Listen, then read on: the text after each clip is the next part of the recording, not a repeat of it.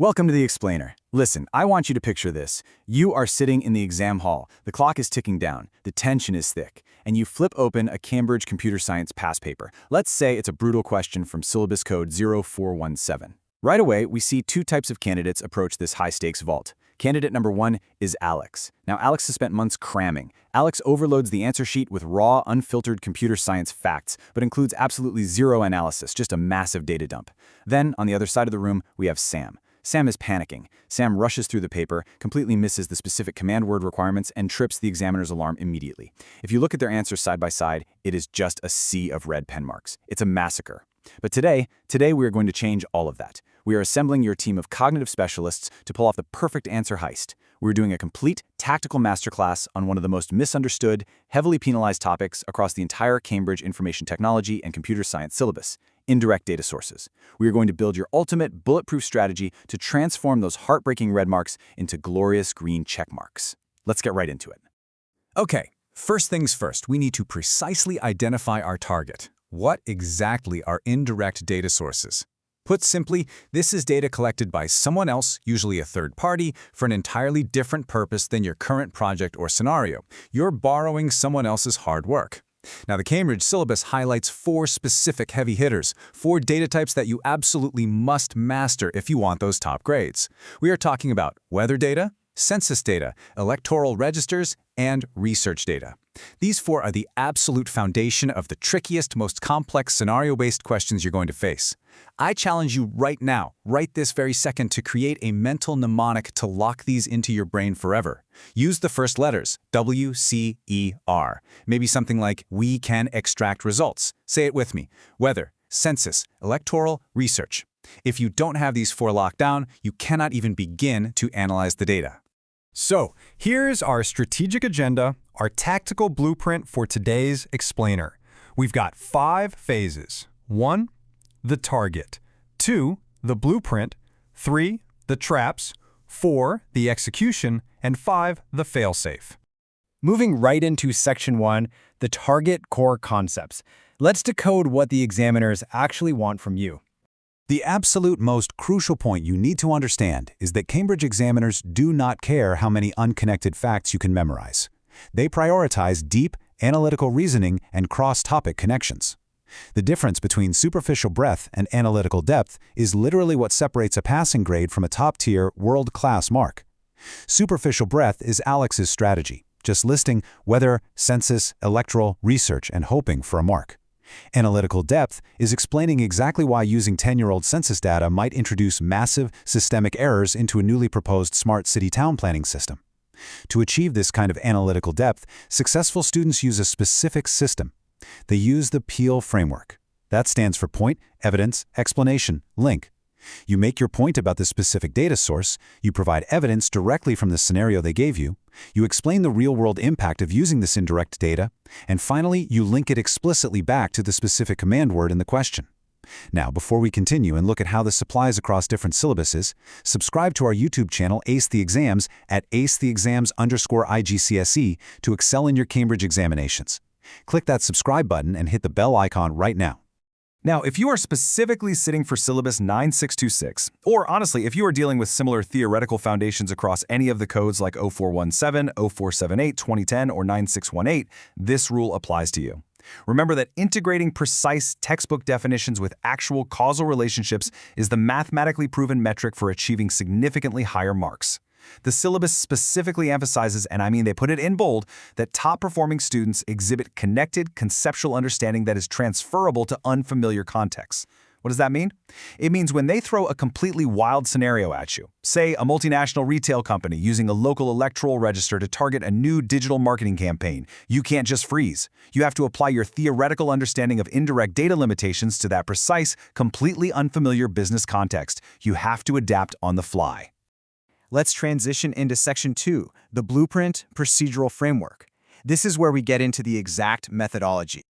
This brings us to the strict data conventions you absolutely must apply when extracting and interpreting these complex texts and tables. We're talking proper headings, correct terminology, appropriate formats, and crystal clear annotation. Let's do a live rewrite right now of a rushed answer, a classic Sam mistake. Imagine Sam writes, weather data is good because it shows rain. Stop right there. That is a 0-mark response. It's vague, it's informal, it has no context. Now, let's transform it. Watch the red pen turn into green check marks as we apply our framework. Historical weather data allows the agricultural firm to identify long-term precipitation trends, accurately forecasting optimal planting windows and significantly reducing operational costs. Boom! Do you see the difference? It's all about professional presentation. If you ignore the column headings in a data table, or if you fail to specify whether the population data you're citing is a raw integer or a percentage format, you are literally just leaving easy marks sitting on the table. You have to be precise. And hey, stop scrolling. Subscribe to our YouTube channel, Ace the Exams, at acetheexams_IGCS to excel in your Cambridge examinations.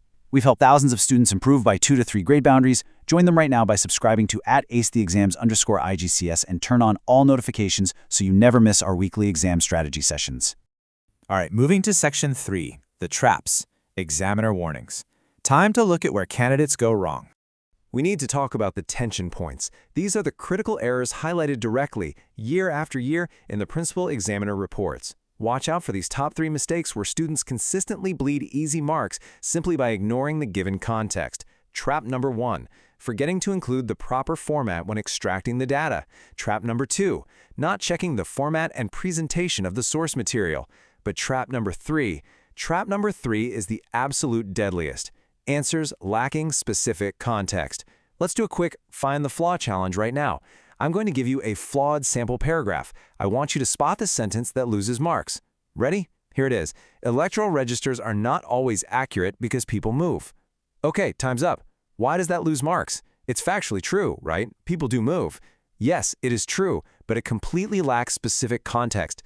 A top-tier, grade A answer takes that fact and weaves it into the scenario. It says, in the context of the new targeted advertising campaign, relying on the electoral register introduces a high financial risk as the indirect data may be significantly outdated due to recent residential mobility, directly leading to a wasted marketing budget. Context is absolutely everything. If you don't link it to the scenario, you don't get the point. Let's shift gears to Section 4, the execution, critical analysis. Let's put this into practice. Okay, with the traps identified, let's explore the step-by-step problem-solving strategy that the top-scoring candidates use. When you are under immense pressure, essentially doing a speed writing protocol with the clock running out, you need a systematic, automatic approach. Memorize this 3-step mental checklist right now. Deconstruct, solve, evaluate. First, deconstruct the given information. Scan the complex chart or data table they gave you. What is the core trend? Are they giving you static census data or dynamic weather data? Second, solve systematically.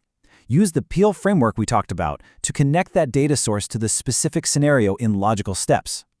Third, evaluate by checking for reasonableness. Top candidates don't just accept the data.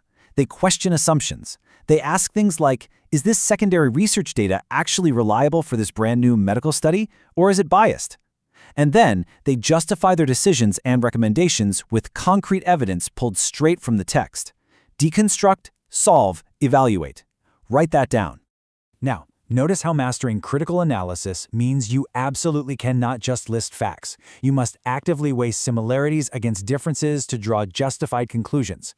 This is a huge area where candidates lose marks. Often, a higher mark question will ask you to compare 2 indirect data sources, let's say comparing government census data versus a privately funded research report. If you just write a paragraph about the census and then a paragraph about the research, you will not get the comparison marks. You have to use comparative connectives, words like whereas, however, conversely, or on the other hand. For instance, you would write, census data provides a comprehensive nationwide demographic baseline. However, privately funded research reports often offer more current, highly specific niche insights, whereas the census might be 5 to 10 years out of date. Do you hear the difference? It connects the 2 ideas. Both sides of your comparison must be supported by concrete, specific evidence extracted from the scenario. Finally, we have arrived at Section 5, the fail-safe, method marks. This is your safety net. Let's look at your ultimate fail-safe in the exam room. This is a direct quote from an examiner alert.